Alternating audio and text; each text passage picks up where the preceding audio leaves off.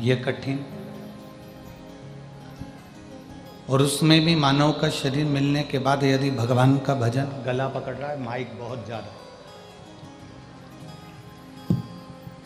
भगवान के नाम की अगर आधारशिला मिल भी जाए और मानव का शरीर अगर मिल भी जाए,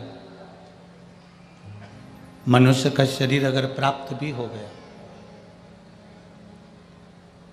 तो उस मानव शरीर को प्राप्त करने के बाद में अगर भगवान शंकर की अविरल भक्ति हमारे जीवन में अगर हम धारण कर लें, तो ये समझना कि हमारा पृथ्वी पर आकर जन्म लेना सार्थक हो गया और परमात्मा तक हम पहुंचने की सीढ़ी लगा ली।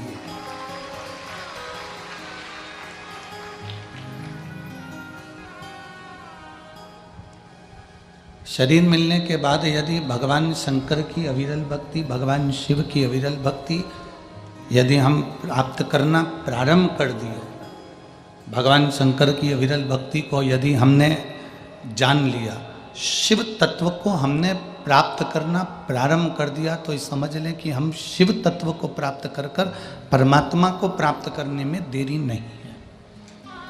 राम भजना है तो शिव को भजना पड़ेगा। कृष्ण आवाज पकड़ रहा, आवाज खींच रहा है, वो राम को भजना है तो हमको शिव को भजना पड़ेगा। कृष्ण को भजना है तो हमको शिव को भजना पड़ेगा। दत्त को भजना है तो भी हमको शिव को भजना पड़ेगा। भगवान शंकर को भजना पड़ेगा। देवी का भजन करना है तो भी हमें शिव का भजन करना पड़ेगा।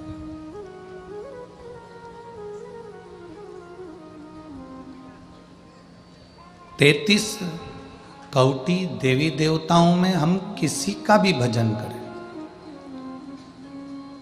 33 कोटि देवी देवताओं में हम किसी का भी स्मरण करें, उस 33 कोटि देवताओं में स्मरण हम किसी का भी करें, पर बिना शंकर के ना राम मिलेंगे, बिना शंकर के ना कृष्ण मिलेंगे, बिना शंकर के ना दत्त मिलेंगे, बिना शंकर के ना, गला पकड़ रहा है भाई, शंभू शंभू, बिना शंकर के, मिठास डालो उसमें, मिठास करिए उसको, बेसी बेसा आ रहा है, ऐसा लग रहा है जिस गला पकड़ रहा है। बिना शिव के ना राम मिलेंगे, बिना शंकर के ना कृष्ण मिलेंगे, बिना शंकर के ना दत्त मिलेंगे, बिना शिव के कोई देवता, कोई देवी, कोई अनुष्ठान बिना शिव के पूर्ण नहीं हो सकता।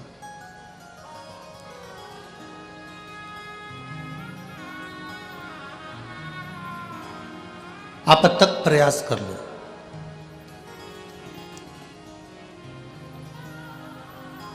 रामचरितमानस में वर्णन आता है कि राम जी को प्राप्त करने का साधन ही शिव है।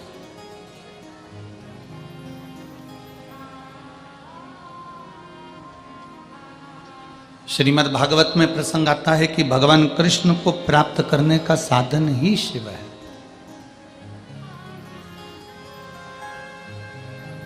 बिना शिव के राम नहीं मिल सकते, बिना शिव के भगवान कृष्ण नहीं मिल सकते, बिना शिव के देवी नहीं मिल सकती, बिना शिव के दत्त नहीं मिल सकते, बिना शिव के आपको कोई, जिसका तुम भजन कर रहे हो, जिसका तुम स्मरण कर रहे हो, वो बिना शिव के मिल ही नहीं सकता, वो मिलेगा ही नहीं।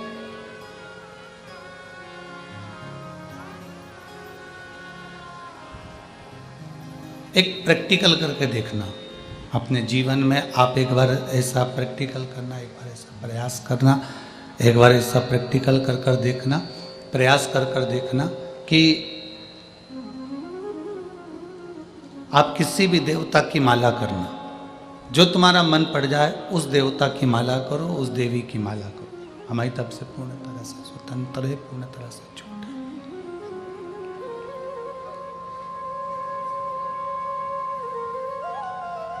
आप किसी भी देवता की माला करो, किसी भी देवी की माला करो, एक लोटा जल यदि आप भगवान शंकर को समर्पित कर कर आसन लगाकर माला करने बैठे हो, भगवान को भजने के लिए बैठे हो, शिव को जल चढ़ाकर अगर तुम भगवान का भजन करने बैठे हो तो निश्चित तुमने जो माला करी है उसका फल तुम्हें 3 से 4 दिन में मिल ही जाता है। अगर शंकर को जल चढ़ाकर तुम माला करने बैठे हो तो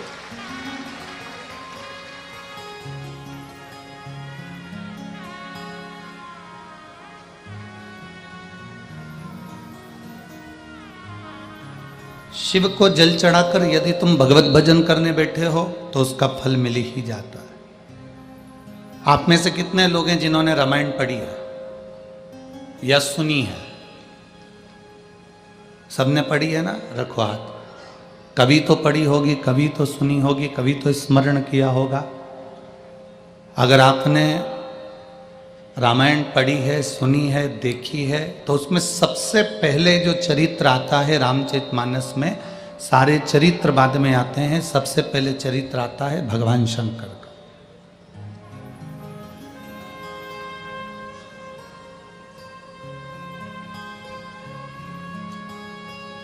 सारे जितने चरित्र आएंगे रामचरितमानस के, जितने संवाद आएंगे रामचरितमानस के, उन सारे चरित्रों से पहले, उन सारे संवादों से पहले सबसे पहले शिव का संवाद, सबसे पहले शंकर भगवान का संवाद। कारण क्यों शिव का संवाद है, क्यों शंकर भगवान का चरित्र है, क्यों शिव भगवान का चरित्र वर्णन किया, उसका केवल एक कारण, भागवत जी भी अगर हम पढ़ते हैं, भागवत जी भी हम सुनते हैं तो भागवत में सबसे पहले शंकर भगवान का चरित्र आता है। विष्णु पुराण का हम स्मरण करते हैं तो सबसे पहले शिव जी का वर्णन आता है।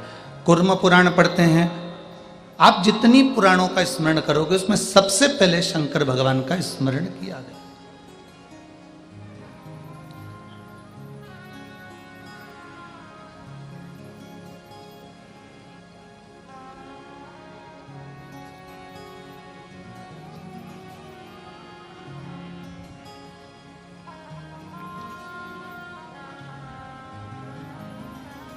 महाराष्ट्र की भूमि पर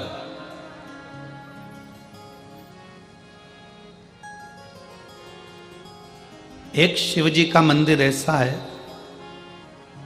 जिस भूमि पर 2 संत एक साथ बैठकर भगवान शंकर की भक्ति करें।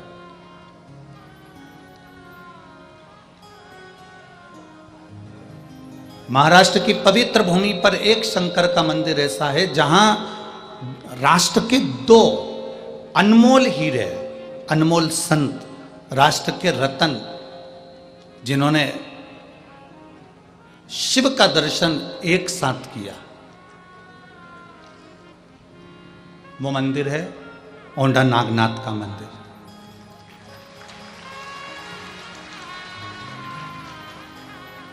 औंढा नागनाथ के मंदिर में जब नामदेव जी महाराज भजन करने के लिए अंदर गए और वहां के पुजारी ब्राह्मण जन ने उन नामदेव जी महाराज को नृत्य करते हुए देखकर क्रोधित हो गए और उनको उठाकर मंदिर के पीछे फेंक दिया। गुरु नानक देव वहां से आ रहे थे और गुरु नानक देव जी अपनी मस्ती में मस्त, संत होता ही यही है, भगवान की भक्ति में इतना मस्त रहता है कि उसको दूसरे से कोई मतलब ही नहीं रहता। गुरु नानक देव जी आ रहे थे और गुरु नानक देव जी स्तुप्त होकर खड़े हो गए उस औंढा नागनाथ के मंदिर के दरवाजे पर।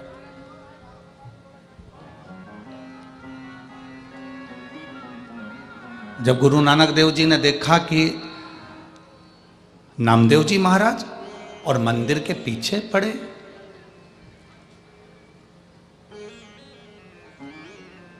नामदेव जी महाराज का बहुत सारा समय पंजाब की धरा पर निकला था। कई शास्त्रों में तो वर्णन मिलता है कि 18 वर्ष तक संत नामदेव जी महाराज पंजाब की धरा पर गुरु नानक देव जी महाराज के सानिध्य में रहे। हमारे शास्त्र वर्णन करते हैं।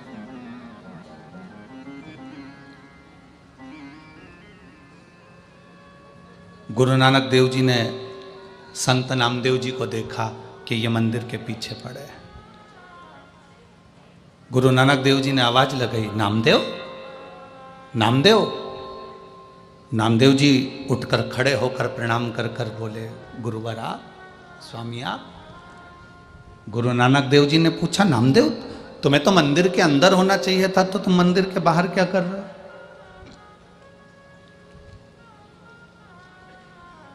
ये मंदिर के बाहर तुम्हारा क्या काम है?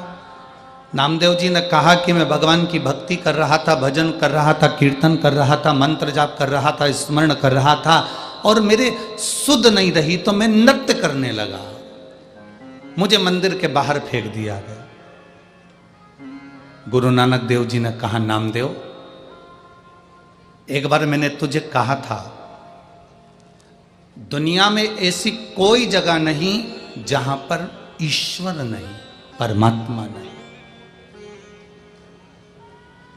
हर एक में रब समाया है, हर एक में रब का वासा है। नामदेव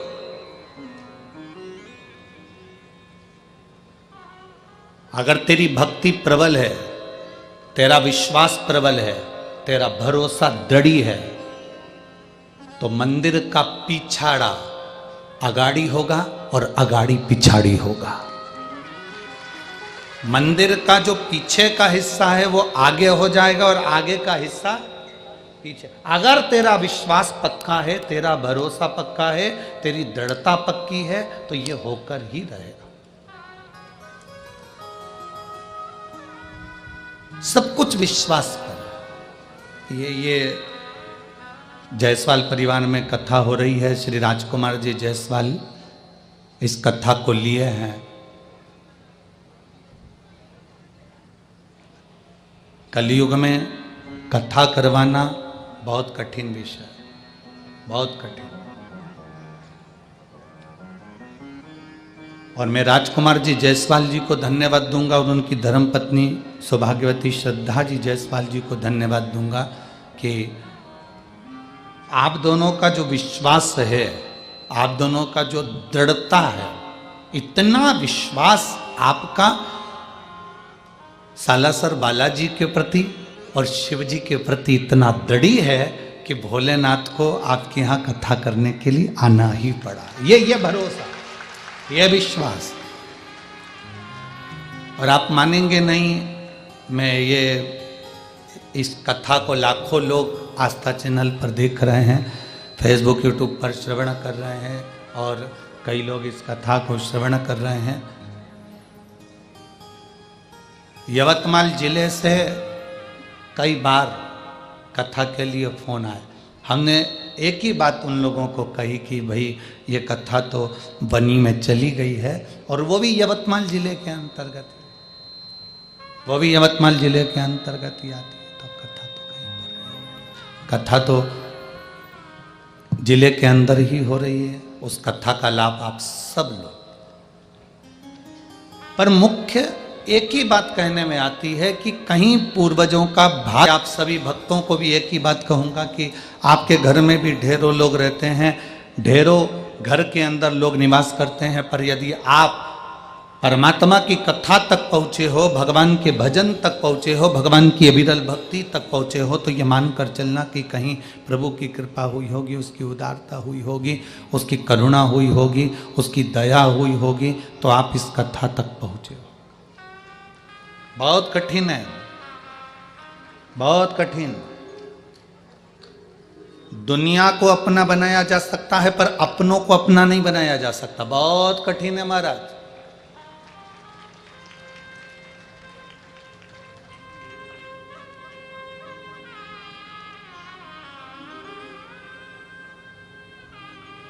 कलयुग में 3 चीजें थीं। कलिकाल में 3 चीजें परमात्मा ने दी थी। पहले नंबर पर दिया था कायदा, दूसरे नंबर पर दिया था वायदा। वायदा मतलब जानते हो, वादा। और तीसरे नंबर पर कलयुग में दिया था फायदा। परमात्मा ने 3 चीजें मनुष्य को दी थी कलिकाल में। पहले नंबर पर कायदा, दूसरे नंबर पर वायदा, तीसरे नंबर पर फायदा। अब 2 चीजें कलयुग से चली गई। पहले नंबर का कायदा, ना बड़ों का, ना छोटे का, ना नीचों का, ना ऊंचे का, ना किसी का, ना किसी का। कोई बड़ा, कोई छोटा, कोई कैसा, कोई कैसा, किसी का कोई कायदा नहीं करता। दूसरे नंबर पर वादा। आज के कली काल में कोई वादा नहीं है। कोई तुमसे 10,000 रुपये लेकर चले जाए, तुम वो कह देगा कि हम 15 दिन बाद दे देंगे। कोई वादा नहीं है महाराज। कलयुग में 3 चीजें थी, कायदा, वायदा और फायदा। कली काल में से 2 चीजें चली गई। पहले नंबर पर कायदा चले गया, दूसरे नंबर पर वायदा चले गया। कलयुग में केवल एक चीज रह गई, फायदा। आज का व्यक्ति ऐसा हो गया, उसका फायदा काय में है, बस वो देखता है और उसी के पास जाता है जहां उसका फायदा होना हो।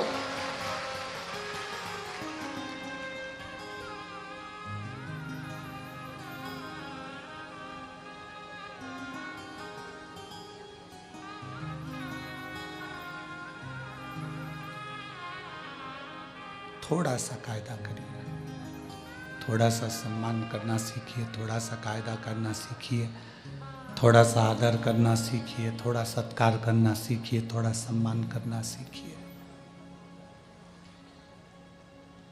जो वादा किया है उसको निभाने का एक प्रयास करिए। जो वादा आपने किया उसको निभाने का प्रयास करिए।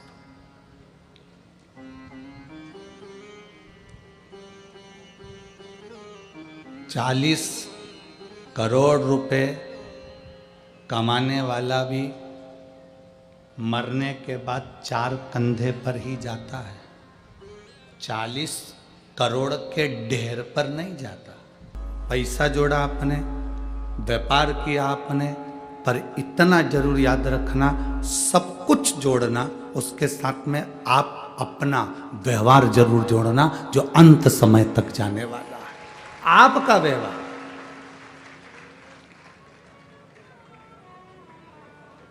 अंत समय तक वो जरूर जाएगा। और यदि व्यवहार नहीं है तो वो नहीं जाएगा। शिव पुराण कहती है महाराज, भगवान शंकर का चरित्र कह रहा है, भगवान शिव की पवित्र कथा कर रही है।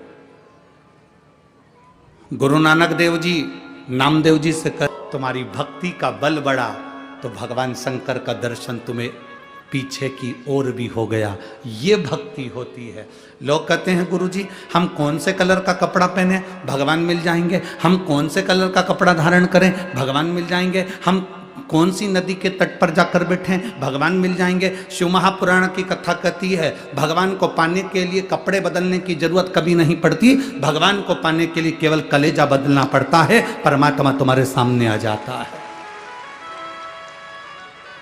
केवल हमको कलेजा बदलना है, केवल हमको अपना मन बदलना है, केवल हमको अपनी चित्त बदलना है, केवल हमको हमारी वृत्ति बदलना है। विचार और जल, ये दोनों गंदे नहीं होना चाहिए। विचार और जल अगर गंदे हैं, जल गंदा है तो आपको स्वस्थ नहीं होने देगा, आप बीमार की बीमार रहेंगे।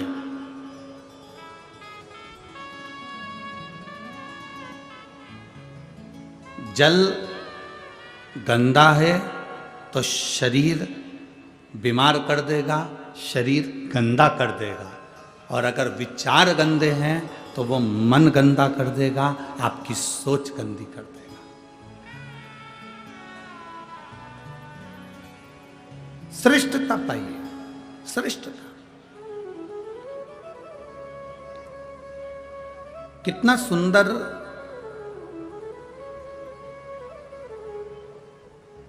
संवाद शिव महापुराण के अंतर्गत आता है।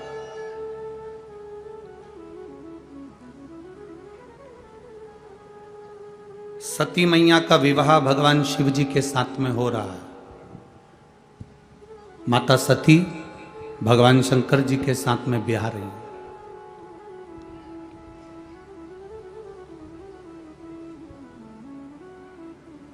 सती मैया का विवाह भगवान शिव के साथ में हो रहा है। सती मैया भगवान शंकर को अधिक प्रेम करती है, बहुत प्रेम। दक्ष प्रजापति ने सती माता को समझाया था। दक्ष प्रजापति ने माता सती जी से कहा था कि सती सुन, तो ये विवाह मत कर, ये शादी मत कर, मैं तेरे लिए अच्छा वर देख देता हूँ, अच्छा घर देख देता हूँ, तेरे लिए अच्छा परिवार देख देता हूँ। पर सती मैया नहीं मानी। मुझे विवाह करना है तो केवल शिव से करना है और किसी से।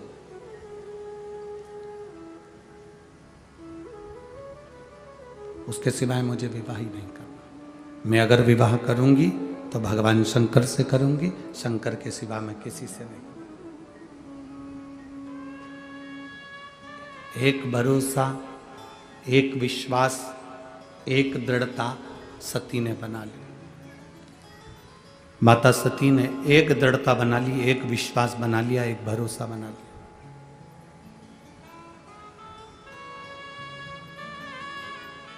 अगर मैं विवाह करूंगी तो केवल शिव से। अब शंकर भगवान कहां रहते हैं? कैलाश पर। शिव जी कहां निवास कर रहे हैं? शमशान में। शिव जी कहां रह रहे हैं? पर्वत के ऊपर। सती मैया कहां रह रही है? राजा दक्ष प्रजापति के घर में, जहां करोड़ों की संपदा है, वैभव है, धन है, संपदा है, सत्ता है, सब कुछ है। दक्ष प्रजापति की यहां कोई कमी नहीं।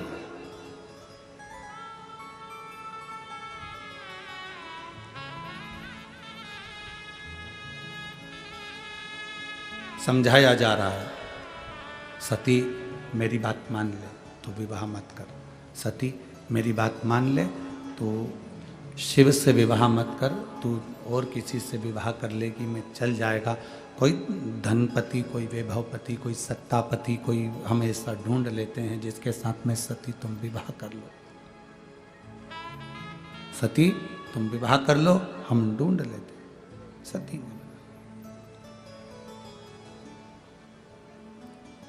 सती कहती हैं मैं विवाह करूंगी तो केवल देवाधिदेव महादेव से करूंगी, इसके सिवा विवाह नहीं करूंगी।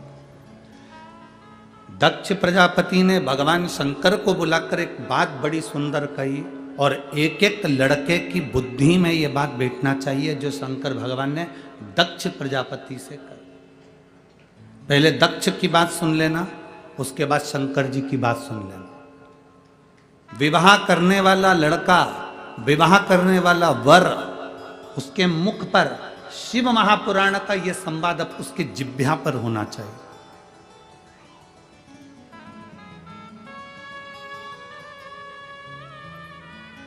दक्ष प्रजापति ने कहा सुनो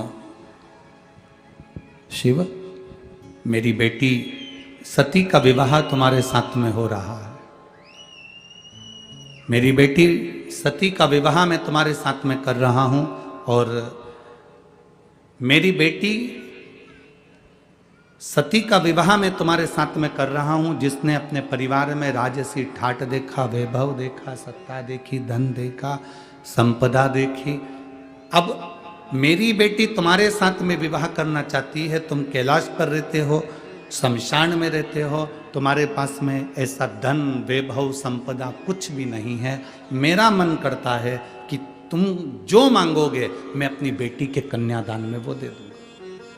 थोड़ा ध्यान देना वनी वालों, बहुत सावधानी से कथा सुनना। और जितने लोग आस्था चैनल पर कथा सुन रहे हैं, फेसबुक यूट्यूब पर कथा सुन रहे हैं, बड़े ध्यान से सुनना। शिव, हे भोलेनाथ शंभु, कन्यादान में तुम जो मांगोगे मैं तुम्हें वो दे दूंगा।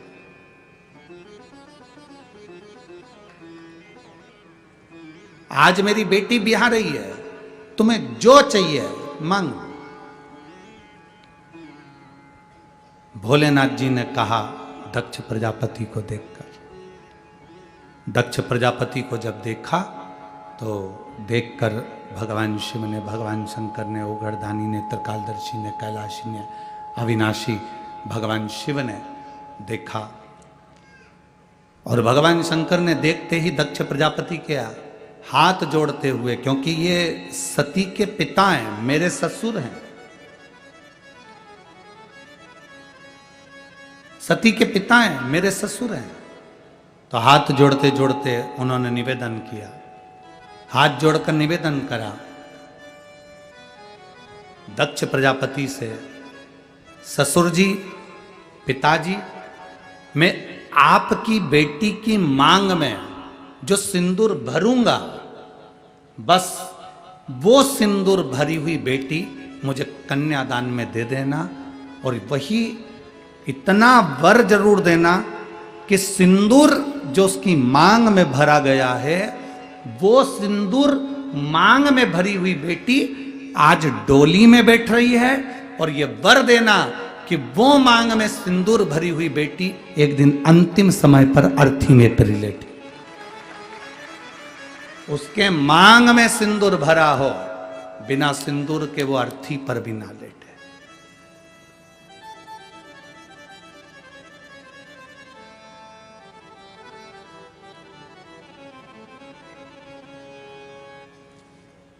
शक्तिपीठ गए हैं? किसी शक्तिपीठ के दर्शन करें आप लोगों ने?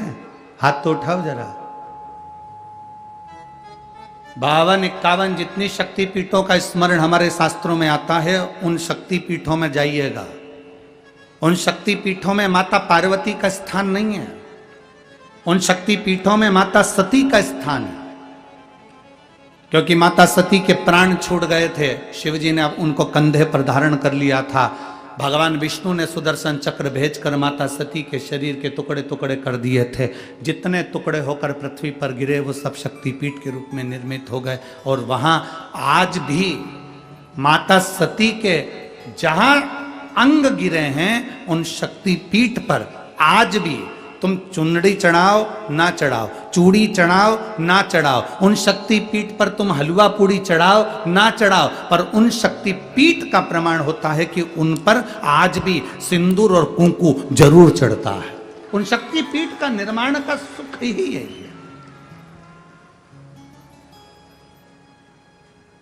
और किसी भी शक्तिपीठ पर जाओ, जितने तुम माता रानी के दर्शन करने के लिए जाओ, तुम चाहो जिस देवी के दर्शन करने के लिए जिस शक्तिपीठ पर चले जाओ, तुम्हारे को जिस शक्तिपीठ पर जाना है उस शक्तिपीठ पर जाओ।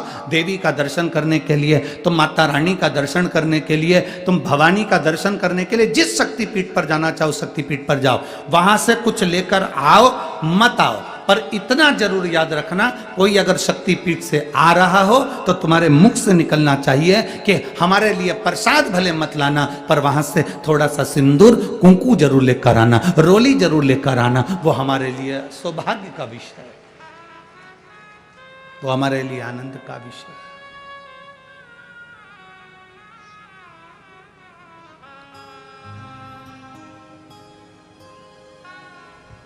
महाराज,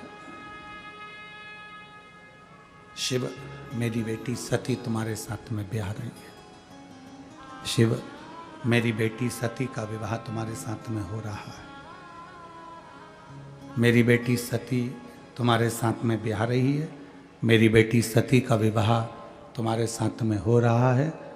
और मांग लो, तुमको कन्यादान में अगर कुछ देना हो तो आप बोलो, हम आपको वो दे देते हैं। भोलेनाथ मना कर। क्यों मना करा? तार वाली बहू लेकर आओगे तो वो तुमको गैस पे रोटी सेक के नहीं देगी, तुम्हें सेक देगी।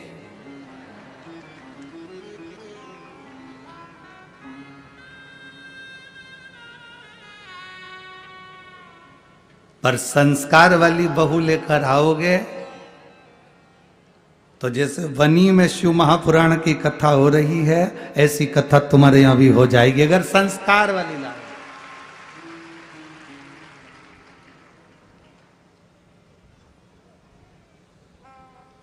आज के जमाने में शादी नहीं होती, समझौता होता है।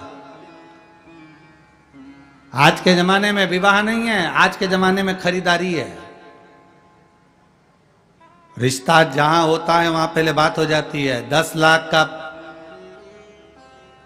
15 लाख का, 20 लाख का, और माँ बाप भी धन्य हैं जो खरीद भी लेते हैं, क्योंकि इनकी आदत में है। बेटी छोटी थी तो उसके लिए 10 रुपए की उनने टॉफी खरीदी। बेटी बड़ी हो गई, 10,000 की साइकिल खरीदी। बेटी और बड़ी हो गई तो 2-5 लाख की गाड़ी खरीद ली, 2-5 लाख रुपए की गाड़ी। बेटी और बड़ी हो गई तो उन्होंने सोचा अब क्या खरीदें, तो उन्होंने कहा लड़की की शादी करना है तो दूल्हा खरीद लो।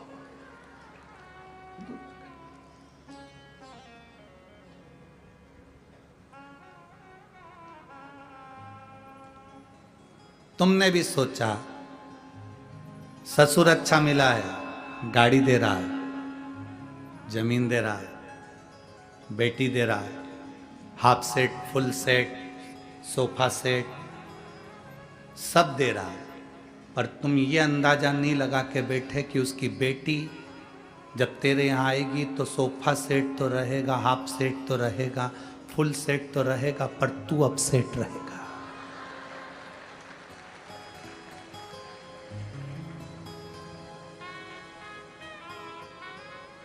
तुमने ये अंदाजा नहीं लगाया कि तेरा क्या होगा कालिया।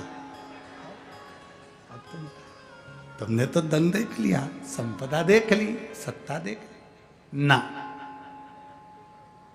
बहुत ध्यान देना शिव महापुराण की कथा पर। अगर तुम्हारी बेटी संस्कारित है, तुम्हारी बेटी में संस्कार हैं, तो करोड़ों का धन मत देखना, बेटी के लिए वर देखना, लड़का नहीं वर देखना। अगर तुम्हारी बेटी संस्कारवान है तो ये निश्चित है तुम्हारे पास में धन नहीं भी होगा ना तो वो घर को करोड़पति तो एक दिन बना ही देगी। अगर उसका दिल हृदय बड़ा है तो वो घर में संपदा लेकर आएगी। पर हम होड़ में लगे हैं। हमारा घर जितना बड़ा है ना, हमारे यहाँ पर 4 पेट्रोल पंप हैं तो कम से कम 2-3 पेट्रोल पंप का मालिक लड़का मिलना चाहिए। हमारा बंगला जितना बड़ा है उससे दुगना बड़ा बंगला लड़के का होना चाहिए। हमारी बेटी के अनुसार रामचरितमानस कहती है सीता जी 4 वर्ष की अवस्था में धनुष बाण उठाकर चढ़ा देती थी, तो जनक जी ने यह संकल्प ले लिया था कि सीता का विवाह उसी के साथ करूंगा जो धनुष को उठाकर चढ़ा देगा। अर्थात यह हमारी सोच होना चाहिए कि बेटी तुम्हारी जितनी विद्वान है, बेटी तुम्हारी जितनी समझदार है, उससे दुगना समझदार उसका वर होना चाहिए, धन नहीं।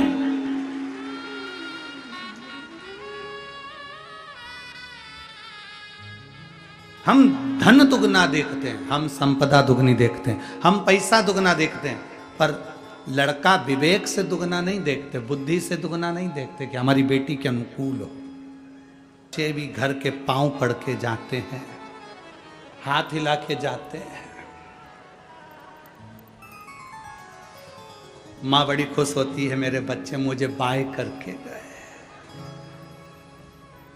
बच्चे कहते हैं बाय नहीं करा, 5 बजे तक की छुट्टी। बाय बाय नहीं करा है हमने, 5 बजे तक की छुट्टी है। तो क्या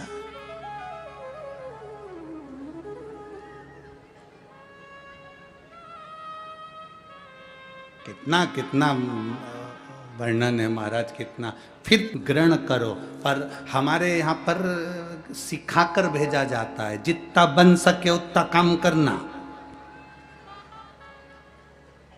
भूख लगे नीचे से बना के अपने कमरे में ले जाके चढ़ जाओ।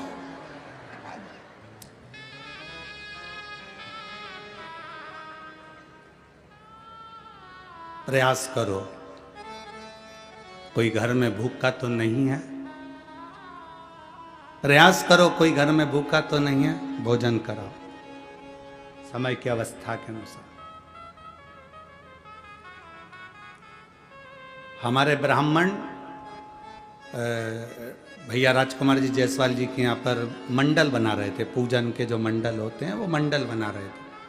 तो उनकी धर्मपत्नी वो श्रद्धा जीजी बाई वो ब्राह्मणों से बोली, पंडित जी मंडल बाद में बनाना, पहले भोजन करके आओ। उन्होंने कहा नहीं, हम पहले मंडल बना देते हैं पूजन के, फिर हम भोजन कर लेंगे। नहीं, पहले भोजन करो उसके बाद मंडल बनाओ। जाओ जरा, हम पहले मंडल बना लेते हैं। नहीं, पहले भोजन करो फिर मंडल बनाओ। फिर किसी ने पूछा, माता जी आप हमें भोजन करने का बोल रही हो, हम मंडल बना लेते हैं। नहीं, तुम लोग भोजन नहीं करो जब तक हम भोजन कैसे कर लें, इसलिए पहले तुम भोजन कर लो उसके बाद हम भोजन कर लें। ये संस्कार है, ये संस्कार होना चाहिए। घर के बड़े, घर के बुजुर्ग, घर के मेहमान, घर के अतिथि, घर के सम्मानीय व्यक्ति आपके घर में हैं तो पहला भोजन उनका होना चाहिए, पहला आदर उनका होना चाहिए, पहला सत्कार उनका होना चाहिए।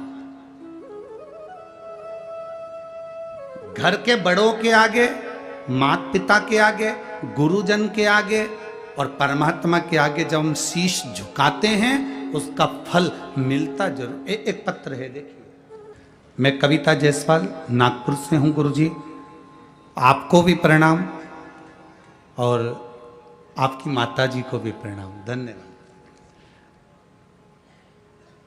आपकी माता जी को भी प्रणाम जिन्होंने ऐसे पुत्र को जन्म दिया, जिन्होंने शिव महापुराण की कथा जनमानस को सुनाई, धन्यवाद। आपके कथा के माध्यम से एक लोटे जल का क्या महत्व होता है, हमारे भीतर एक विश्वास और श्रद्धा उत्पन्न करिए। 2020 से मैंने आपकी कथा टीवी पर सुनना प्रारंभ करी। मेरे 2 बेटे हैं, दोनों सीए की पढ़ाई कर रहे थे। दोनों बेटे कभी 2 नंबर से कभी 3 नंबर से रह जाते थे। बच्चे आए हैं साथ में, हाथ हिला दो बाबू, बधाई आपको पहले तो बहुत बहुत। 2-2, 3-3 नंबर से रह जाते थे। आज के समय के बच्चे कैसे शंकर जी पे भरोसा कर लें, क्योंकि आज वैज्ञानिक युग है और वैज्ञानिक युग में इतनी जल्दी विश्वास पैदा नहीं होता परमात्मा के प्रति। पर मेरे बच्चे जब 2-2 नंबर से रह रहे थे तो मैंने दोनों बच्चों से कहा कि अब की बार यदि एग्जाम देना तो शिव जी पे 1 लोटा जल चढ़ाओ, बेलपत्री में शहद लगाओ और भगवान शंकर को समर्पित कर कर फिर जाओ। बच्चे हंसकर कहते हैं, माँ बेलपत्री पर शहद लगाकर समर्पित करने से क्या रिजल्ट अच्छा आता है? मैंने अपने बच्चों से कहा, सियोर वाले महाराज कहते हैं दिल से पढ़ाई करो, डट के पढ़ो, जितनी तुम्हारी कैपेसिटी है उससे ज्यादा पढ़ो और भगवान शंकर पर भरोसा कर कर फिर जाओ। मेरे बेटों ने कहना माना, जल चढ़ाया और आज मैं बाबा को धन्यवाद देना चाहती हूँ। मेरे दोनों बेटे अच्छे नंबर से सीए में पास हो गए। मैं बाबा को धन्यवाद देने के लिए बहुत बहुत बधाई आपको बाबू, शिव तत्व प्राप्त हो। गुरुदेव, मैं हमेशा सोचती थी सीहोर कहाँ जा पाऊंगी, कब जा पाऊंगी, पर मेरे पशुपति नाथ व्रत का फल मिल गया। जो आप भरोसा करोगे, जितना विश्वास दृढ़ करोगे, वो उतना शिव आपके करीब में, आपके नजदीक। लोग कहते हैं गुरुजी, क्या शंकर भगवान की कथा सुनने से या शंकर जी पर 1 लोटा जल समर्पित करने से क्या हमारा कार्य हो सकता है? मानो तो मैं गंगा माँ हूं और ना मानो तो बहता पानी। आप मानो तो ये गंगा जल है, ना मानो तो बहता हुआ पानी है। आप मानो तो शिव महापुराण जगत की झोली भरने वाली है और ना मानो तो केवल एक पुराण है, केवल एक पुराण। एक पत्र और है,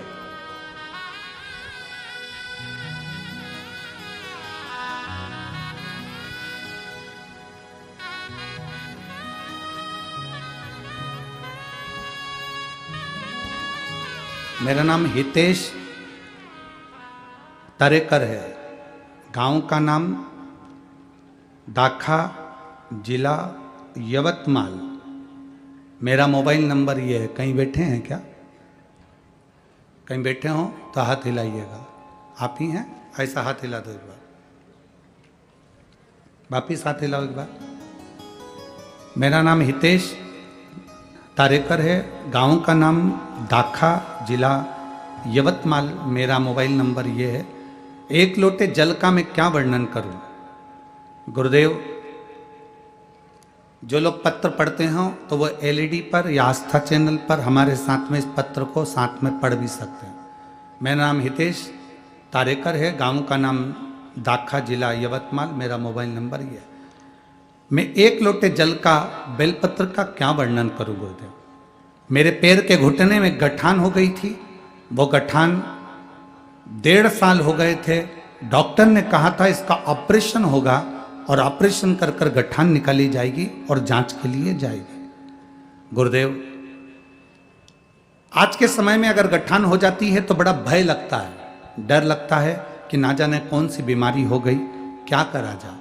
और डॉक्टर ने कहा इस गठान को निकाल कर जांच के लिए भेजना पड़ेगा। तब मेरे पड़ोसी के कहने पर मैंने पहली बार आपकी शिव महापुराण की कथा सुनी और शंकर भगवान पे चढ़े हुए बेलपत्र को खाना प्रारंभ करा। जल चढ़ाता, बेलपत्र लाता, मेरी गठान गलना प्रारंभ नहीं हुई गुरुदेव।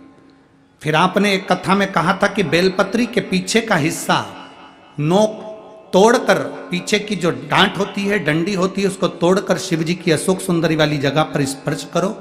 उसको चढ़ाकर स्पर्श कर कर कुंदकेश्वर महादेव का नाम लेकर उसको खाना प्रारंभ करो।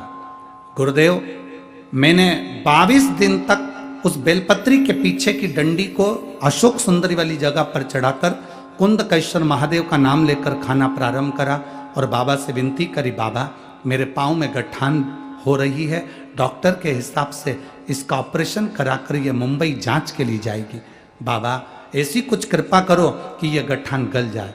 बाबा ऐसी कृपा हुई, 22-23 दिन तक मैंने वो बेलपत्री के पीछे की डांट अशोक सुंदरी वाली जगह पर चढ़ाकर कुंदकेश्वर महादेव का नाम लेकर खाना प्रारंभ करा और बाबा की कृपा से मेरा ऑपरेशन भी नहीं हुआ और मेरी गठान पूरी गल गई। मैं बाबा को यहाँ नमन करने के लिए। ढोंग से, छल से, प्रपंच से, पाखंड से दूर है। शिव महापुराण केवल एक कार्य बताती है, शंकर का भजन करो और एक लोटा जल समर्पित कर कर अपनी जिंदगी को सार्थक करो। बस ये शिव महापुराण। बोल बम का नारा है, सारी समस्या का हल। शिव को एक लोटा जल समर्पित करो।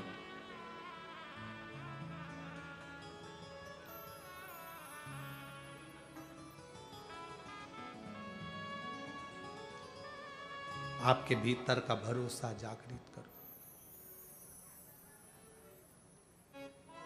अपने भीतर का भरोसा।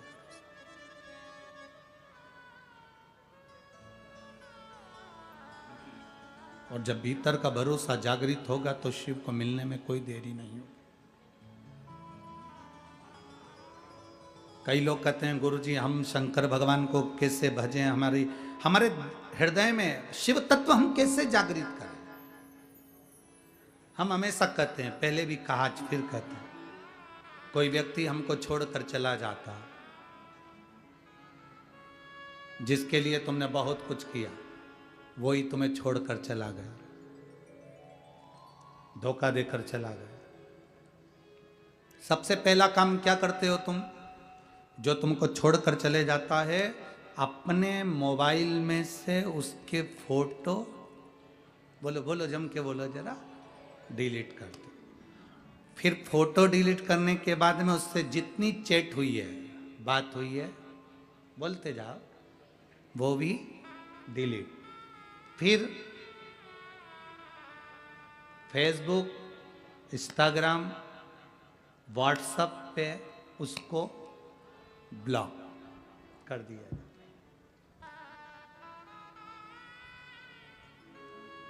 फोटो हटा दिए, चैट हटा दी, ब्लॉक कर दिया। पर ईमानदारी से बोलो, तुमने उसको जितनी बार साथ दिया वो साथ दिया तुमने, तो तुम्हें वो 2-4 महीने में, 6 महीने में तुम्हें याद आएगा कि नहीं आएगा कि मैंने इसका इतना साथ दिया और फिर भी इसने धोखा दिया। ब्लॉक मोबाइल से कर सकते हो, फोटो हटा सकते हो, चैटिंग हटा सकते हो, सब कुछ कर सकते हो, पर दिल में रह कर आता है कि मैंने इतना करा था और इसने मेरा साथ नहीं दिया। कितना ही हटा लो, पर दिल में वो बात रह जाती है। उसी तरह शिव महापुराण की कथा कहती है, दुनिया के लोग कितना भी कह ले, हम मंदिर नहीं जाते, हम भगवान से कोई मतलब नहीं रखते, हमें शंकर जी से कोई मतलब नहीं, हमें एक लोटे जल से कोई मतलब नहीं, हम शंकर जी को नहीं मानते, ये सब ढोंग है, प्रपंच है, छल है, छिद्र है, सब इस तरह का व्यवहार करते रहते हैं। पर शिव महापुराण की कथा कहती है, तुम कितनी भी चैटिंग हटा लो, फोटो हटा लो, चाहे ब्लॉक कर दो, पर महादेव ने जब पृथ्वी पर जन्म दिया तो इसमें सिम फिट कर भेजा है, वो तुम्हारे दिल में रहता ही है,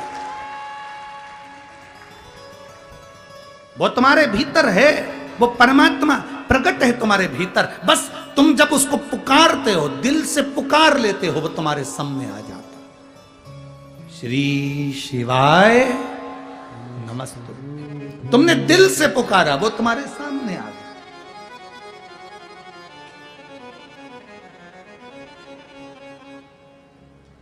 जिस दिन तुमने दिल से पुकारा, वो तुम्हारी साक्षी में आ गया।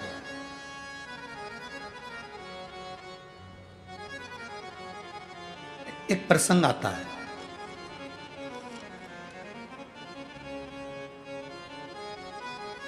काशी के राजा दिवोदास, काशी के राजा का नाम था दिवोदास, जिनकी धर्म पत्नी का नाम था अनंग मोहिनी।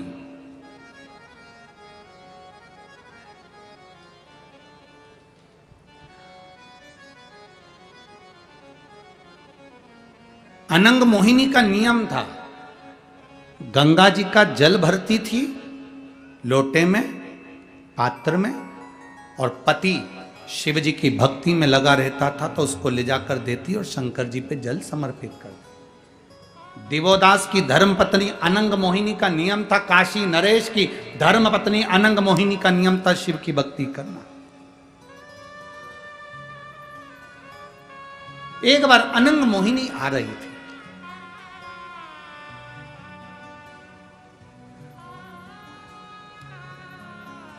कई लोग कहते हैं गुरुजी आप ये जल चढ़ाने का बोलते हो, शंकर जी को जल लाने का बोलते हो कि जल लाया करो, उसका आचमन करा करो, उस जल को लेकर आया करो, शिव जी पे चढ़े हुए जल का छींटा अपने घर के दरवाजे पर अपने घर में जरूर दिया करो। वो जल इतना कीमती क्यों है, वो जल की इतनी कीमत क्यों है? आप में से कितनी माताएं जो शंकर जी को चढ़ाए हुए जल को लेकर आती है? जरा हाथ तो उठाओ। लाते हो सब लोग? लाना चाहिए, रखो। उस कथा के स्मरण को जरा श्रवण करिए कि कथा स्कंद पुराण का ये चरित्र वर्णन कर रहा है। स्कंद पुराण को अगर आप पढ़ेंगे तो स्कंद पुराण के काशी खंड को पढ़िएगा।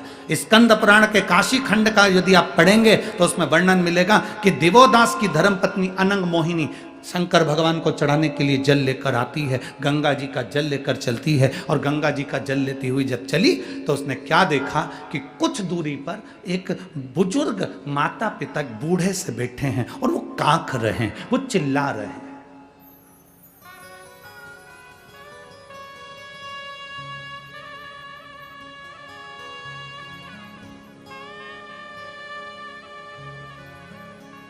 चिल्लाने का भी एक तरीका होता है।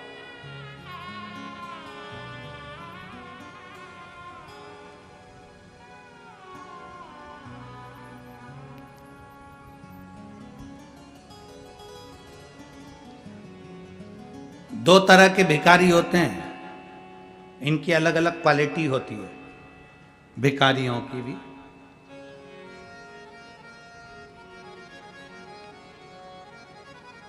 एक भिखारी वो होता है जो केवल तुम्हारे दरवाजे पर आकर चिल्लाता है, भैया 10 रुपए दे दो ना,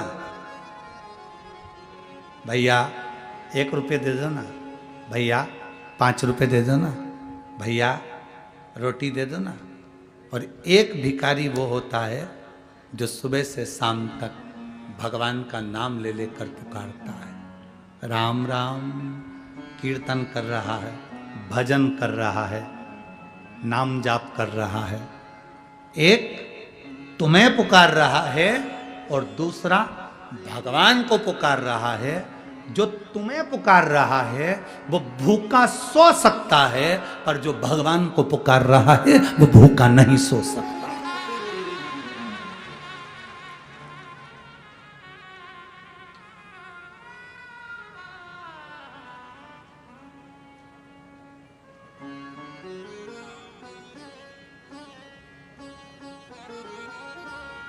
वो भूखा नहीं सो सकता।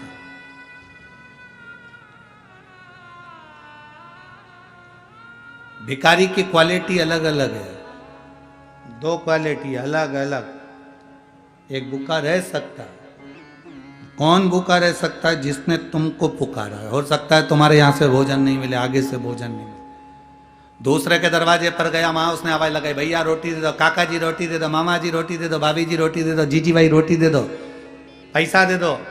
पर जो भगवान को पुकार रहा है, राम राम कृष्ण नाम शिव नाम हरि विठ्ठल पांडुरंगा राम कृष्ण हरि, भगवान का भजन कर रहा है, तुम्हारे दरवाजे पर खड़ा भजन कर रहा है, तुम्हारे दरवाजे पर आया और भगवान का भजन कर रहा है, उसको तुम भले कुछ मत दो, उसके भजन का बल बढ़ेगा ना, तो परमात्मा को भी नीचे आकर उसके कटोरे में रोटी देना ही पड़ेगा। भजन का बल बढ़ेगा तो वो देगा। आप ये मत सोचना कि शिव महापुराण की कथा हमने अभी अमरावती में सुनी थी, अभी हमने 40 गांव में सुनी थी, अभी हमने जलगांव में सुनी थी, अभी हमने यहां सुनी थी, वहां सुनी थी। ना ना ना, नागपुर सुनी ना। आपके स्मरण में रहना चाहिए कि मुझे भगवान को पुकारना है, मुझे शिव महापुराण की कथा तक जाना है, पंडाल में बैठकर मुझे कथा सुनना है। क्यों? क्योंकि मैं जा रही थी, एक बुजुर्ग वृद्ध माता पिता बैठे थे, बूढ़े हैं, कांक रहे हैं, चिल्ला रहे हैं।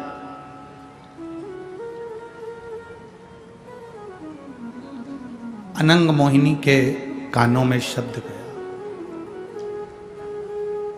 आपसे अगर कोई पूछे कि शंकर जी पे जल चढ़ाया हुआ घर क्यों ले जाया जाता है, पीने के क्यों काम आता है, आचमन क्यों किया जाता है, उस जल का महत्व क्या?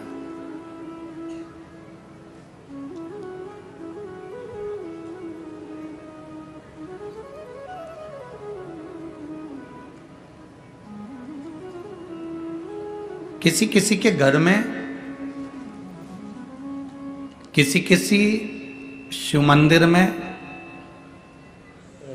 थोड़ा ध्यान देंगे, किसी किसी के घर में ऐसी जो जलाधारी होती है ना, ये जलाधारी नीचे का हिस्सा समझना जरा अच्छे से, जलाधारी होती है, शिवलिंग अलग से होता है।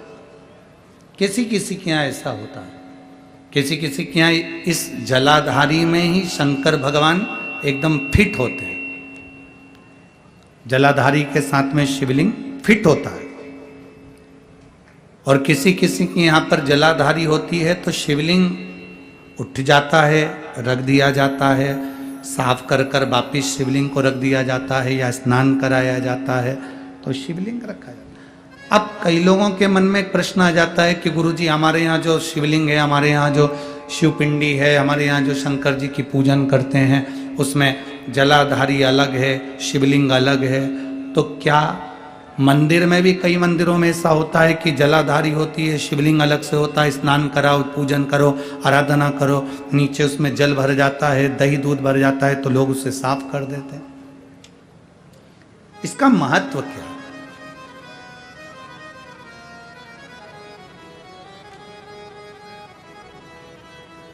पहले तो अच्छे से समझ लो उसको।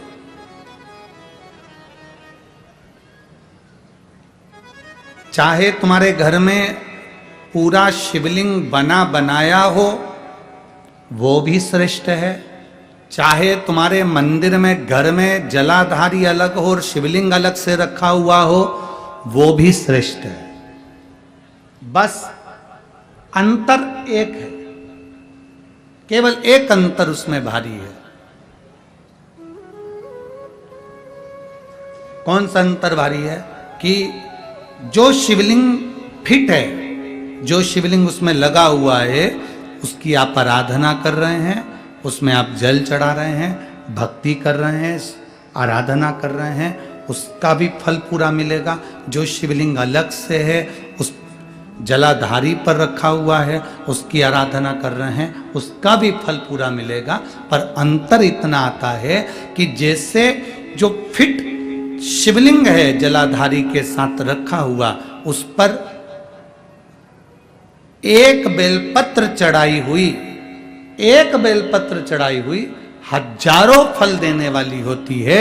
जो अलग शिवलिंग, अलग जलाधारी होती है, उस पर एक बेलपत्र भी अगर हम चढ़ा रहे हैं तो वो सहस्त्र सहस्त्र फलदायी प्रदान कर देती है।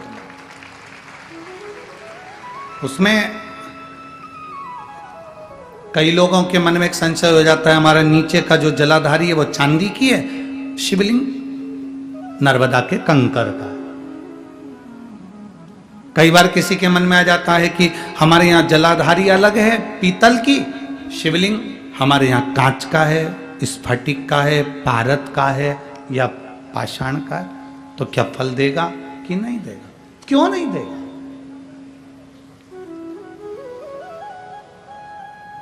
अब आपसे पूछते हैं, गंगा जी के जल को गंगाली जानते हैं आप लोग? ये सब गंगा भर के लाते हैं ना, वो पेक रहती है, उसमें सील लगी रहती है, होती, क्या बोलते हैं इसको यहाँ पर? यहाँ क्या बोलते हैं हमको स्मरण नहीं, हमारे उधर तो गंगाली कहते हैं उसको, जिसमें गंगा जी का जल भरा रहता है, ढक्कन लगा रहता है और उसको पेक रहती है, उसको हमारे यहाँ गंगाली कहते हैं। तो गंगा जी के जल को चाहे तुम गंगाली में रख लो और गंगा जी के जल को चाहे तुम पानी के लोटे में रख लो, जल बदलेगा क्या? क्या कहलाएगा वो? गंगा का जल ही कहलाएगा। उसी तरह शिवलिंग चाहे फिट वाला हो, चाहे वैसे ही आप आराधना करने वाले हो, उसका फल समाप्त नहीं होता, वो फल देता ही है। आप कितना सुंदर वर्णन करा। एक बार बाले ने गुरु नानक देव जी से प्रश्न किया,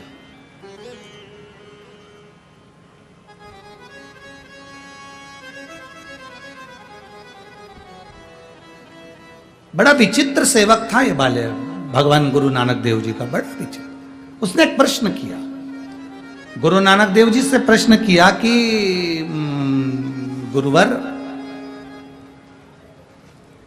आपसे एक प्रश्न है, क्या मेरा रोज गुरुद्वारे जाना जरूरी है? क्या मेरा रोज मंदिर जाना जरूरी है? क्या मेरा रोज परमात्मा की चौखट पर जाना जरूरी है? गुरु नानक देव जी ने कहा, बाले, अपने घर में बैठकर भी अगर तू जिस ज्योतिर्लिंग का स्मरण करता है या गुरुद्वारे का स्मरण करता है या गुरु का स्मरण करता है, तू वहां तक नहीं भी पहुंचा, तेरा दिल भी अगर वहां तक पहुंच गया तो समझ लेना कि तू गुरुद्वारे तक, तू मंदिर तक पहुंच गया। हमारा मन, हमारा दिल, हमारा हृदय, हमारा चित्त अगर वहां तक पहुंच रहा है तो समझ लो कि हम वहां तक पहुंच गए।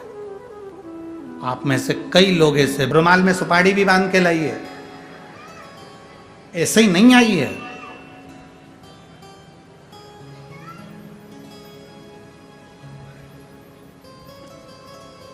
दिल भी तो लगना चाहिए, मन भी तो लगना चाहिए। जहां मन परमात्मा से लग जाता है, फिर परमात्मा हमसे दूर नहीं रहता, हम परमात्मा के करीब में पहुंच जाते हैं और परमात्मा हमारे करीब में आ जाता है। हमारा मन परमात्मा से। एक पत्र है, देखिए,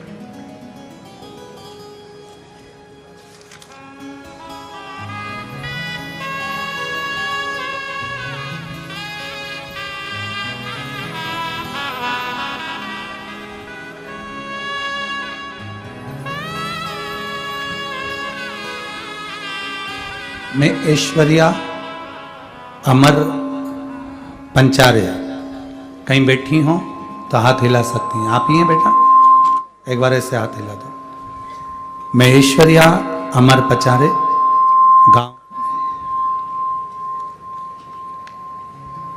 गांव महाकालपुर, तहसील बणी, जिला यवतमाल।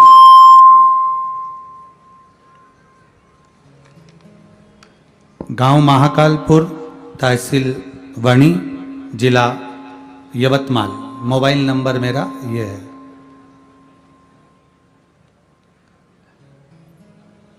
मैं बाबा का क्या गुणगान करूं गुरुदेव। मेरे बाबा ने मुझे दुख से निकालकर खुशियां प्रदान करी। गुरुदेव 7 साल की थी तब से मुझे मिर्गी की बीमारी थी। आज 27 साल की हो गई। बीमारी झटके आते रहे, तकलीफ बहुत रही। शायद ही कोई ऐसा हॉस्पिटल हो जिसमें हमारा इलाज नहीं हुआ। सारे इलाज करवाए पर कोई फल नहीं।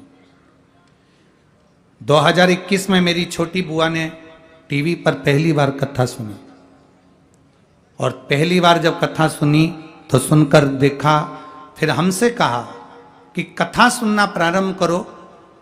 हमने अपनी बुआ से कहा, क्या कथा सुनने से मिर्गी की बीमारी ठीक हो सकती है क्या? ऐसा होता है क्या? बुआ कहने लगी, तेरा मन हो तो सुन, एक बार कथा तो सुन। हमने कथा सुनना प्रारंभ किया गुरुदेव। कोई ऐसा हॉस्पिटल नहीं बचा था 27 साल में जिसमें इलाज नहीं करवाया हो इस मिर्गी की बीमारी का।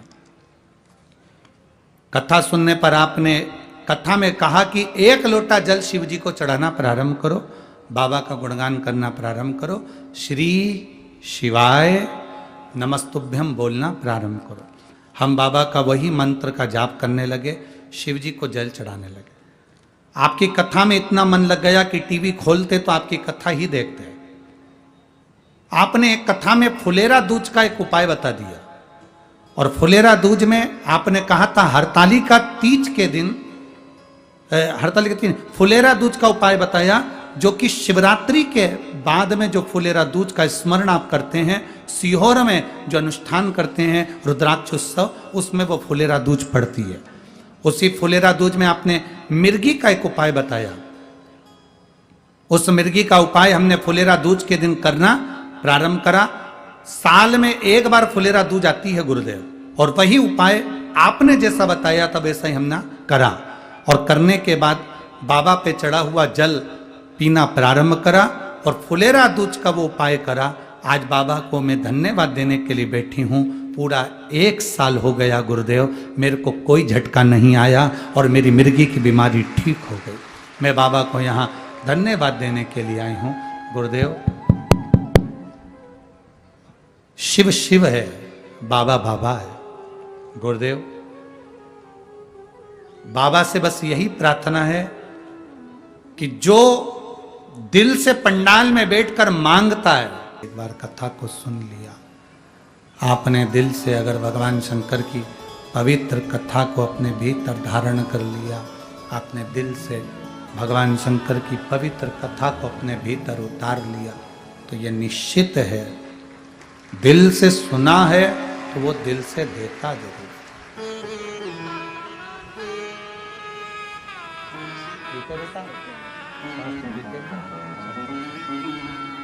श्री शिवाय शिव तत्व है महाराज, औगड़ी है शिव त्रिकाल।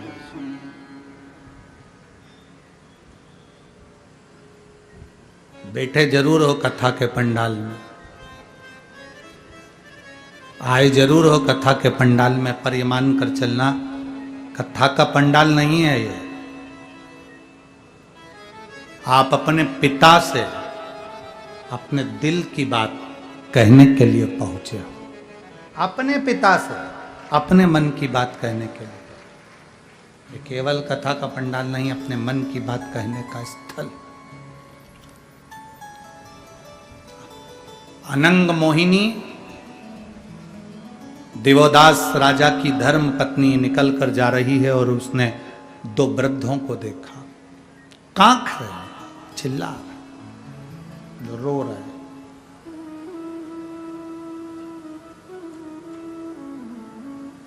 कांख रहे, रो रहे, चिल्ला रहे।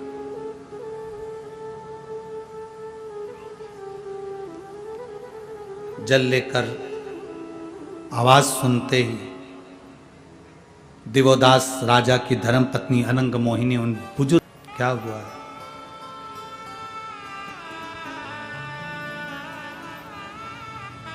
क्या कष्ट है, क्या तकलीफ है, क्या दुख है?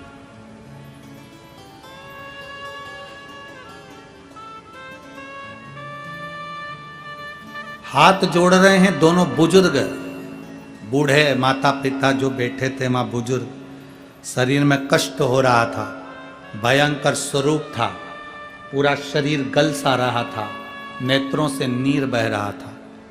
जैसे ही गंगा का जल दिवोदास की धर्मपत्नी अनंग मोहिनी लेकर उनके पास में पहुंची और उन्होंने कांकना, चिल्लाना, जो ताड़ शरीर में हो रहा था, जो कष्ट शरीर में हो रहा था, वो चिल्लाना बंद कर दिया, कष्ट बंद कर दिया, आवाज लगाना बंद कर दिया, चिल्लाना बंद। अनंग मोहिनी वहां से चल दी, कुछ नहीं बोली। बाबा से पूछा, उन्होंने जवाब नहीं दिया, चुप हो गए, मौन हो गए, स्तुप्त हो गए, चल दी।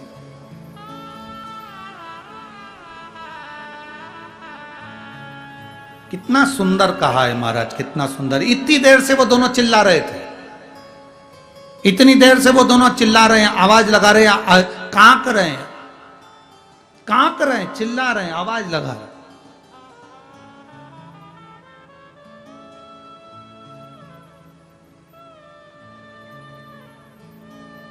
चिल्ला रहे। और जैसे ही अनंग मोहिनी उनके पास में पहुंची और उन्होंने चिल्लाना बंद कर दिया, आवाज लगाना बंद कर दिया। बहुत ध्यान देना,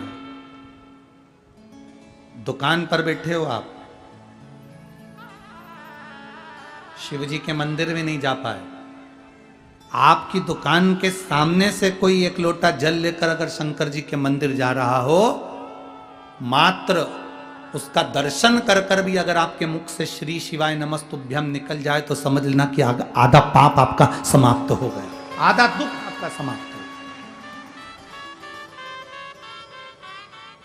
एक पत्र है, देखिए,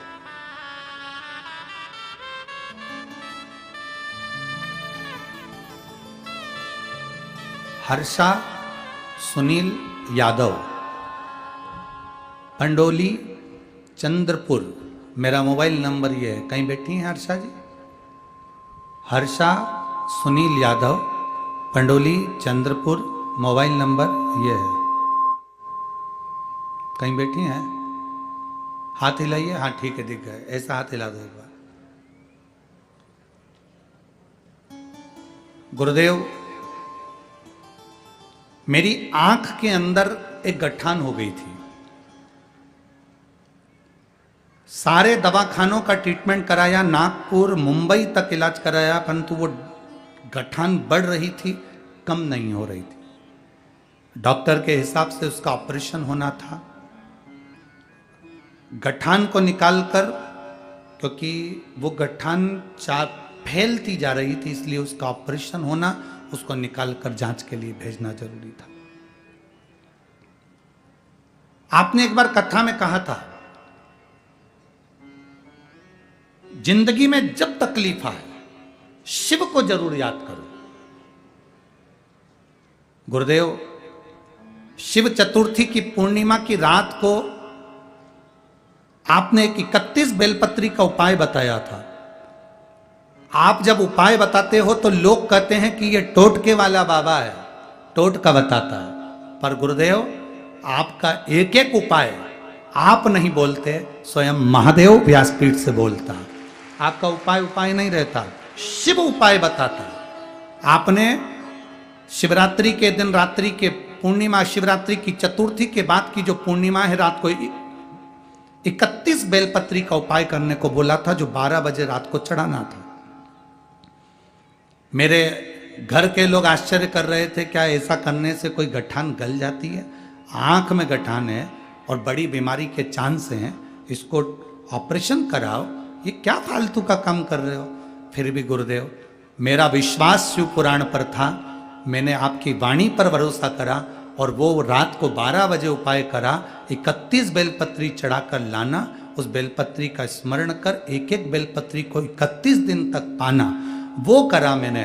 बाबा की ऐसी कृपा हुई गुरुदेव, मेरी आंख में जो गठान हो गई थी आज बाबा की कृपा से पूरी गल चुकी है, मैं पूर्ण तरह से स्वस्थ हूँ और बाबा को प्रणाम करने के लिए हम यहाँ आ गए। अब ठीक है बाबू, हाथ हिला दो एक बार। पूर्ण तरह से ठीक है, आंखें ठीक। श्री शिवाय नमस्तुभ्यम। मैं जायसवाल परिवार को भी धन्यवाद देना चाहती हूं। हमने तो कभी नहीं सोचा था कि हमारे यवतमाल बणी में कथा हो जाएगी, पर उन्होंने करवा दी, उसके लिए मैं उनको शंकर जी को एक लोटा जल नहीं चढ़ा पा रहे हैं, शिव जी के मंदिर तक नहीं पहुंच पा रहे हैं। कोई जल का लोटा लेकर भी अगर शंकर के मंदिर जा रहा है और आप अपनी दुकान पर काम में लगे हैं, केवल वो लोटा भरकर शिव के मंदिर जा रहा है, उसको देखकर भी श्री शिवाय नमस्तुभ्यम अगर तुम बोल लेते हो तो तुम्हारी जिंदगी के आधे दुख, आधे कष्ट समाप्त हो जाते हैं, आधे दुख मिट जाते।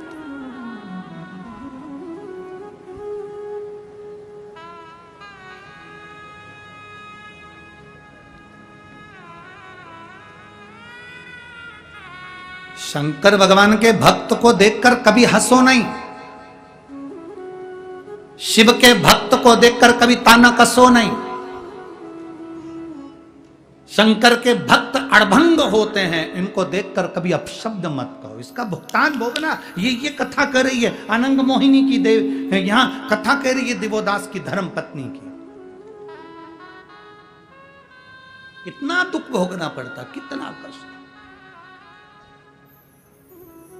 और बहुत ध्यान दो, तुम्हें मालूम पड़ जाए कि टीवी पर आस्था चैनल पर शिव महापुराण की कथा आपको सुनने को मिल रही है, आप उसको तुरंत निकालो, सुनो, उसका स्मरण थोड़ी सी देर की भी हमारे भीतर जाएगी, वो हमको सुख देगी। आपके यवतमाल जिले में कथा हो रही है, बनी में कथा हो रही है, 100, 500, 150, 300, 50, 60 किलोमीटर की दूरी पर भी आप रहते हो, तो प्रयास करना कि हम भी एक दिन शिव महापुराण की कथा में पहुंचे, हाजिरी लगा। लोग कहते हैं ये शिव महापुराण की कथा है, हम तो हमारी व्यासपीठ से यह वर्णन करते हैं, ये कथा नहीं है, ये तो मेडिकल कैंप लगा है। जिसने इलाज करवा लिया वो इलाज करवा लिया, जो रह गया वो रह गया। कैंप है, आओ बैठो, इस पवित्र रज को अपने शरीर से लगाओ और भगवान शंकर की भक्ति को धारण कर कर फिर जाओ।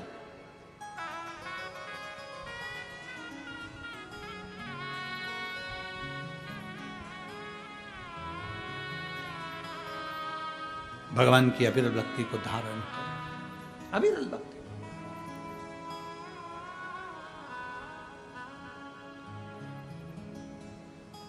शिव कथा कह रही है, अनंग मोहिनी वापिस आ गई, कांकना बंद हो गया, चिल्लाना बंद हो गया, जो तड़फन थी उन दोनों के शरीर में वो समाप्त। केवल पानी का जो लोटा है, जल का जो पात्र है, वो करीब में गया और दर्शन किया तो उनके दुख आधे से ज्यादा मिट गए, केवल दर्शन।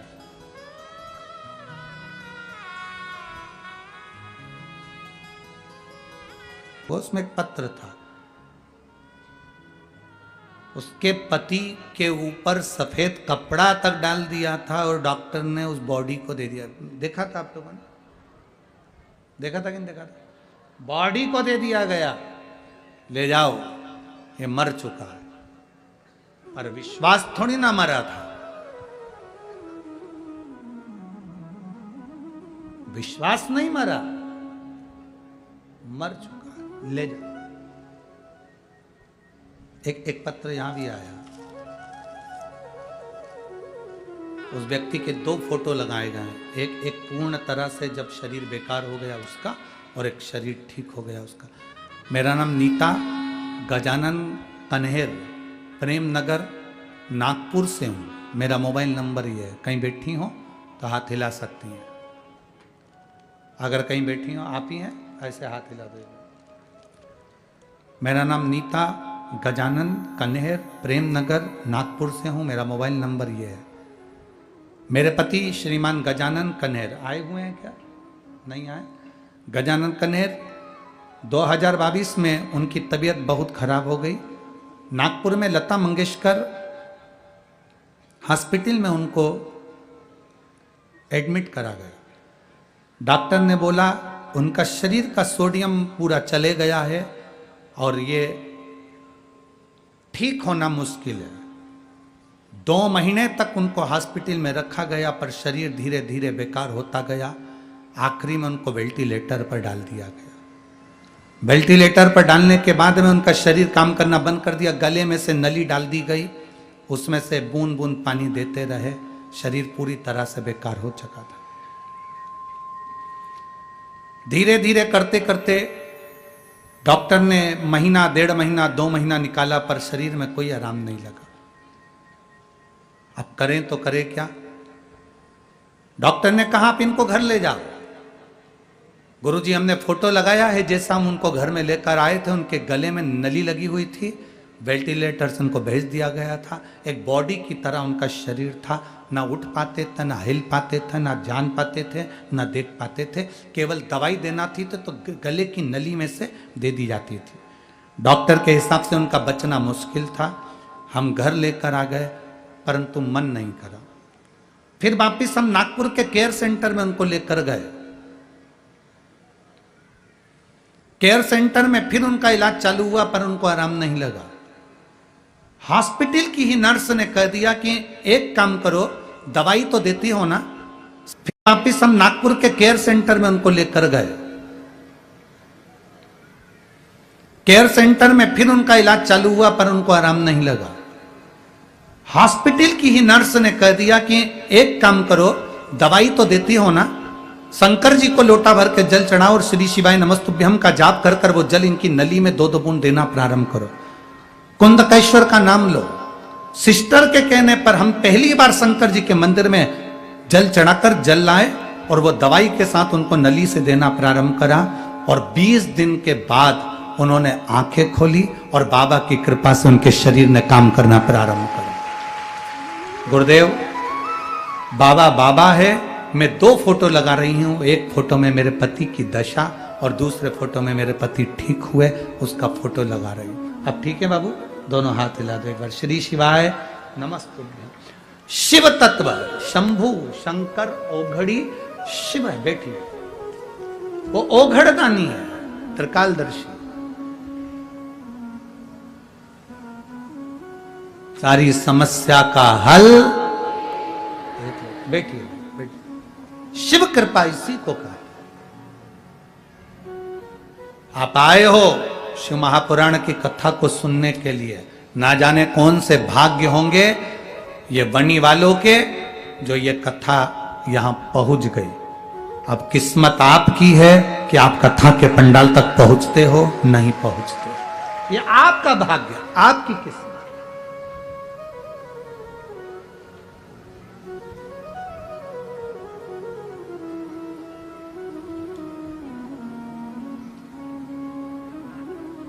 कथा कह रही है। अनंग मोहिनी जल लेकर पहुंची।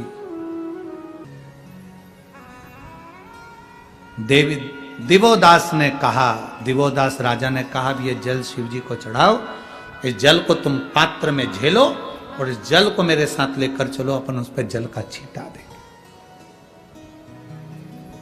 लोग कहते हैं गुरुजी आप कहां कहां से लेकर आते हो? क्या शंकर पे चढ़ा हुआ जल लेकर आना, छींटना, पीना, आचमन करना, ये सब कहां से लाए हो?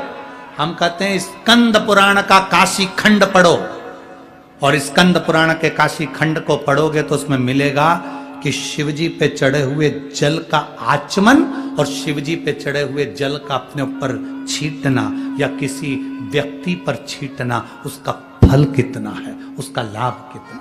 चल लेकर जल चढ़ाया, लेकर दिवोदास अपनी धर्म पत्नी अनंग मोहिनी के साथ पहुंचे, और जो पहुंचते से ही दिवोदास ने उन दोनों का जो स्वरूप देखा, देखते से ही अपनी धर्म पत्नी से कहा, अनंग मोहिनी तुम इन्हें जानती हो, ये कौन है?